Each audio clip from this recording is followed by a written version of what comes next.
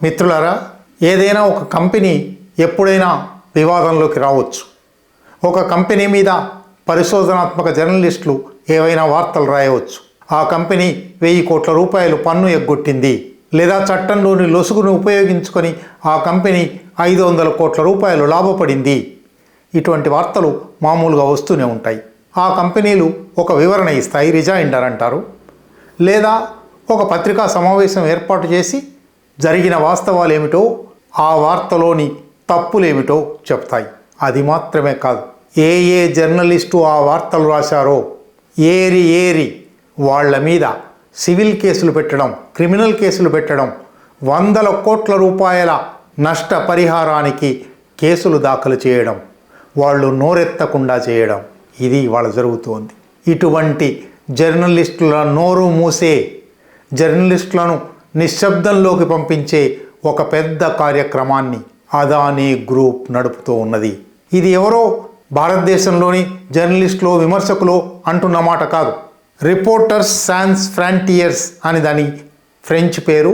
Reporters without borders అనే అంతర్జాతీయ పత్రికా రంగ సంస్థ ప్యారిస్లో కేంద్ర స్థానంగా గత 40 సంవత్సరాలుగా పనిచేస్తూ ఉన్నది. ప్రతి సంవత్సరము ఫ్రీడమ్ ఆఫ్ ప్రెస్ ఇండెక్స్ అని ఏ దేశంలో పత్రికా స్వేచ్ఛ ఏ స్థాయిలో ఉందో ఒక వివరణ ప్రకటిస్తుంది. ప్రపంచవ్యాప్తంగా ప్రభుత్వాల నుంచి కానీ, ఆధిపత్య శక్తుల నుంచి కానీ ప్రమాదం ఎదుర్కొంటున్న జర్నలిస్టులకు రక్షణ ఇస్తుంది, వాళ్ళ గురించి ప్రచారం చేస్తుంది. ప్రపంచవ్యాప్తంగా హత్యలకు గురవుతున్న జర్నలిస్టుల వివరాలన్నీ ఎప్పటికప్పుడు ప్రకటిస్తుంది. ప్రతిరోజు ప్రపంచంలో ఏ దేశంలో పత్రికా స్వేచ్ఛకు ప్రమాదం కలుగుతున్నదో ప్రకటిస్తుంది. అటువంటి RSF, రిపోర్టర్స్ వితౌట్ బార్డర్స్, నిన్న ప్రత్యేకించి భారతదేశంలో అదానీ గ్రూప్ కంపెనీలు గత 9 సంవత్సరాలలో 2017 నుంచి ఇప్పటి వరకు జర్నలిస్టుల మీద ఎట్లా కత్తిగట్టింది, ఎట్లా కేసులు పెట్టింది, సివిల్ కేసులు, క్రిమినల్ కేసులు అని ఒక చిట్టా విడుదల చేసింది, ఒక జాబితా విడుదల చేసింది. కనీసం 15 మంది జర్నలిస్టుల మీద, కనీసం 5 ప్రధానమైన పత్రికల మీద, ఎకనామిక్ టైమ్స్తో సహా, ఎకనామిక్ అండ్ పొలిటికల్ వీక్లీతో సహా, ది వైర్తో సహా, ఇక స్వతంత్ర జర్నలిస్టుల గురించి అయితే చెప్పడానికే వీల్లేదు. వీళ్ళందరి మీద ఎటువంటి కేసులు పెట్టింది, ఎట్లా వాళ్ళ గొంతు బయటికి రాకుండా చేస్తుంది, అదానీ గ్రూప్ జరుపుతున్న అక్రమాలు బయటికి రాకుండా ఎట్లా అడ్డుకుంటుంది, వాళ్ళు ఒక వివరమైన జాబితా విడుదల చేశారు. వాటిలో కొన్ని అంశాలు మాత్రం ఇప్పుడు మాట్లాడుకుందాం. వీళ్ళు 8 కేసుల గురించి ప్రత్యేకంగా చెప్పారు. ఈ 8 కేసులలో 2 కేసులు 2022లో అవుట్ ఆఫ్ కోర్ట్ సెటిల్మెంట్ అయ్యాయి. అంటే ఆ పత్రికా యాజమాన్యాలు లేదా ఆ జర్నలిస్టులు కోర్టుకు బయట అదానీ గ్రూప్తో ఏదో ఒప్పందంలోకి వచ్చారు. నష్టపరిహారమో, క్షమాపణో, ఇక నుంచి రాయమని అనడమో ఏం జరిగిందో తెలియదు. కానీ 6 కేసులు ఇవాల్టికి కూడా నడుస్తూ ఉన్నాయి. 2017 నుంచి ఈ కేసులు నడుస్తున్నాయి. మొట్టమొదటిది అదానీ పవర్ లిమిటెడ్ అనే కంపెనీ. వాళ్ళ కంపెనీ మీద ఒక వార్తా వ్యాసం వచ్చిందని వెంటనే ఎకనామిక్ అండ్ పొలిటికల్ వీక్లీకి అప్పుడు సంపాదకుడుగా ఉండిన పరంజయ్ గుహా ఠాకూర్కు ఉత్తరాలు పంపింది. దాన్ని సీజ్ అండ్ డెసిస్ట్ నోటీస్ అంటారు. అంటే పత్రికా ప్రచురణ వెంటనే ఆపివేయండి, ఇక నుంచి ఈ వ్యాసం బయటికి రాకుండా చూడండి. ఏ వ్యాసం అది? అదానీ గ్రూప్ కంపెనీలు ప్రత్యేక ఆర్థిక మండలాలలో నరేంద్ర మోడీ ప్రభుత్వం వచ్చిన తర్వాత చేసిన ఒక సవరణ వల్ల ఆ సవరణ వర్తించని పాతకాలంలో దాన్ని అన్వయించి 500 కోట్ల రూపాయలు ప్రభుత్వం నుంచి పొందాడు అనే వార్తా వ్యాసం అది. ఈ వ్యాసం రాసిన వాళ్ళు చాలా పరిశోధనాత్మక వ్యాసం అది. పరంజయ్ గుహా ఠాకూర్ సంపాదకుడు, అద్వైత్ రావు పాలెప్పు, షింజనీ జైన్, అబీర్ దాస్ గుప్తా, ఈ 4 మీద సంపాదకుడైన పరంజయ్ గుహా ఠాకూర్ మీద ఈ నోటీసులు పంపించారు. ఈ నోటీసులు పంపించగానే వెంటనే ఎకనామిక్ అండ్ పొలిటికల్ వీక్లీ యాజమాన్యం ఈ వ్యాసాన్ని ఉపసంహరించుకుంటాము అంది. ఆ ఉపసంహరించుకున్నందువల్ల పరంజయ్ గుహా ఠాకూర్ తన సంపాదక పదవికి రాజీనామా చేసి బయటకు వచ్చాడు. అదంతా వేరే కథ, అది ఇక్కడ అవసరం లేదు.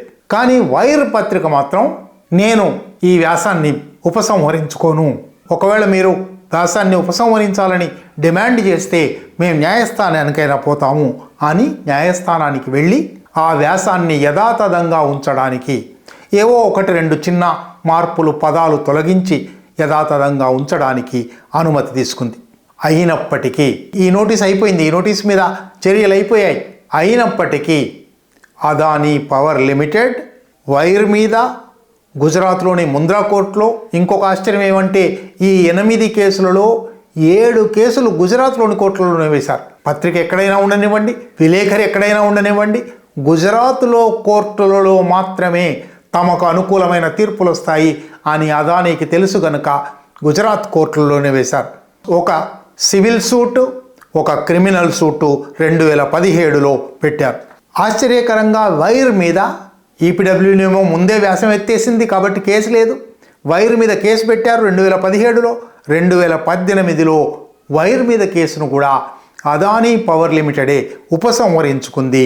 కానీ పరంజయ్ గుహా ఠాకూర్ మీద మాత్రం కేసు యథాతథంగా కొనసాగించింది.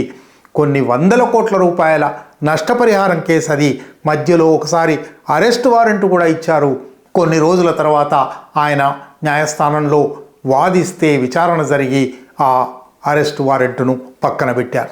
ఇప్పటికీ కూడా ఆ కేసు జరుగుతుంది. పరంజయ్ గుహా ఠాకూర్ రెగ్యులర్గా కోర్టుకు వెళ్తూ ఉన్నాడు. రెండో కేసు అదానీ గ్రూప్లోని 4 వేరువేరు కంపెనీలు వైర్ మీద, పరంజయ్ గుహా ఠాకూర్ మీద అహ్మదాబాద్ కోర్టులో కేసులు వేశాయి. కేవలం వైర్లో వచ్చిన ఈ వ్యాసం మాత్రమే కాదు, వైర్లో వచ్చిన మరొక వ్యాసానికి ఆ వ్యాసం ప్రధాన సంపాదకుడు సిద్ధార్థ వరదరాజన్, జర్నలిస్టులు నూర్ మహమ్మద్, వరుణ్ సంతోష్ రాస్తే వాళ్ళందరి మీద కూడా ఈ క్రిమినల్ సూట్లు, సివిల్ సూట్లు వేశారు. వీటిలో వైర్ పత్రిక మీద మాత్రం ఆరోపణలను ఉపసంహరించుకొని పరంజయ్ గుహా ఠాకూర్ మీద కేసు ఇంకా నడుపుతున్నారు. ఇవాల్టికి ఈ కేసు నడుస్తుంది. మూడో case Adani power Rajasthan limited అనే కంపెనీ న్యూస్ క్లిక్ పత్రికా సంపాదకుడు ప్రబీర్ పురకాయస్థ మీద, దానిలో వ్యాసం రాసిన అబీర్ దాస్ గుప్తా మీద, పరంజయ్ గుహా ఠాకూర్ మీద ఈ కేసు వేశారు. 2020లో వేసిన ఈ కేసు ఇవాల్టికి కూడా ఈ మధ్యలో 2020లోనే అవతలి వైపు వాదన వినకుండానే కోర్టు ఈ వ్యాసం బయట పెట్టడానికి వీల్లేదు, ఈ వ్యాసాన్ని మూసేయండి అని తీర్పు ఇచ్చింది. ఆ కేసు ఇవాల్టికి ఇంకా నడుస్తూ ఉంది. ఒకవైపు సివిల్ కేసు నడుస్తూ ఉండగానే మరొక వైపు క్రిమినల్ కేసు కూడా అదానీ గ్రూప్ కోర్టులో దాఖలు చేసింది. మరొక case Adani enterprise limited versus Ravi Nair. Ravi Nair అనే ఒక ఫ్రీలాన్స్ జర్నలిస్టు, ఆయన ఎక్కడ వ్యాసం కూడా రాయలేదు.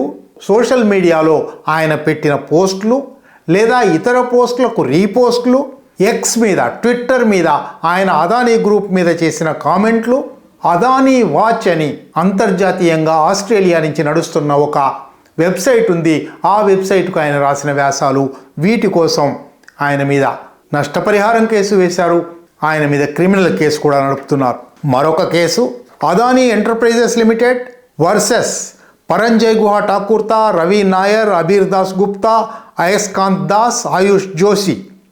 వీళ్ళందరూ అదానీ ఎంటర్ప్రైజెస్ లిమిటెడ్ మీద 1000 కోట్ల రూపాయలు ఎగ్గొట్టింది అదానీ కంపెనీ అని చాలా వివరాలతో, సాక్ష్యాధారాలతో వాళ్ళు రాసిన ఒక కేసును వెంటనే ప్రచురణ ఆపేయాలి.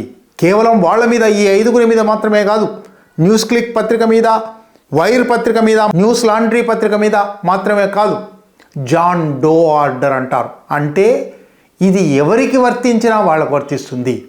మరెవరు దీన్ని పునర్ముద్రించినా వాళ్ళ మీదకి కేసు వస్తుంది. కేసులో ఉన్నవాళ్ళు మాత్రమే కానక్కర్లేదు. లాంటి కేసు 2025లో పెట్టారు. ఆ కేసు ఇప్పటికీ నడుస్తుంది. మరొక case Adani enterprises limited versus Abhisar Sharma, Raju Parulekar. Abhisar Sharma మీలో చాలామంది చూసుంటారు. యూట్యూబ్ మీద ఆయన ఒక ఛానల్ నడుపుతూ ఉన్నాడు. అట్లాగే రాజు పరులేకర్, వీళ్ళిద్దరూ కూడా ఎక్స్ మీద, ట్విట్టర్ మీద అదానీ గ్రూప్ మీద చేసిన కామెంట్లకు వాళ్ళ మీద కేసు పెట్టారు. 2025లో ఆ కేసు పెట్టారు. అది ఇప్పటికీ నడుస్తుంది. ఇవి కాకుండా 2 కేసులు Adani ports limited versus economic times. Economic టైమ్స్లో పవన్ బూరుగుల, నేహల్ చలియావాలా అని ఇద్దరు ఒక వ్యాసం రాశారు అదానీ గ్రూప్లో జరుగుతున్న అక్రమాల గురించి. ఆ వ్యాసానికి గాను ఆ ఇద్దరు జర్నలిస్టుల మీద ఎకనామిక్ టైమ్స్ ప్రధాన సంపాదకుడు బోధిసత్వ గంగూలీ మీద ఒక కేసు పెట్టారు. 2022లో అవుట్ ఆఫ్ కోర్ట్ సెటిల్మెంట్ ద్వారా ఆ కేసు రద్దయిపోయింది. Adani transmission limited versus CNBC TV 18. CNBC TV 18లో వచ్చిన ఒక కార్యక్రమం మీద అదానీ గ్రూప్ షేర్ల పెరుగుదల గురించి ఒక వార్తా కథనాన్ని ప్రసారం చేసినందుకు సిఎన్బిసి టీవీ 18 మీద అదానీ ట్రాన్స్మిషన్ లిమిటెడ్ ఒక కేసు వేసింది. 2022లో ఆ కేసు కూడా అవుట్ ఆఫ్ కోర్ట్ సెటిల్మెంట్ చేసుకున్నారు. ఇవన్నీ ఏం చెప్తూ ఉన్నాయి? 8 కేసుల గురించి మనం మాట్లాడుకున్నాం. అందులో 2 అవుట్ ఆఫ్ కోర్ట్ సెటిల్మెంట్ అయితే అయి ఉండవచ్చు. 6 కేసులు ఇప్పటికి నడుస్తున్నాయి. అందులో పరంజయ్ గుహా ఠాకూర్తా మీద 7 కేసులు ఉన్నాయి. అబీర్ దాస్ గుప్తా మీద 4 కేసులు ఉన్నాయి. రవి నాయర్ మీద 2 కేసులు ఉన్నాయి. మా గురించి వ్యతిరేకంగా, విమర్శగా, సాక్ష్యాధారాలతో అయినా సరే మీరు ఒక వార్త రాస్తే, మీరు ఒక వ్యాసం రాస్తే మిమ్మల్ని ముప్పు తిప్పలు పెడతాము. ఆర్థికంగా ఇబ్బంది పెడతాము, మానసికంగా ఇబ్బంది పెడతాము.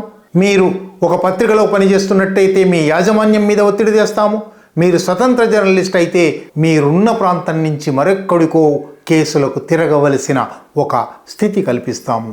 ఒక్క మాటలో చెప్పాలంటే మాకు వ్యతిరేకంగా ఎవరు నోరెత్తకూడదు, మాకు వ్యతిరేకంగా మాట్లాడకూడదు. మేము అనేక అక్రమాలు చేస్తూ పోతూ ఉంటాము.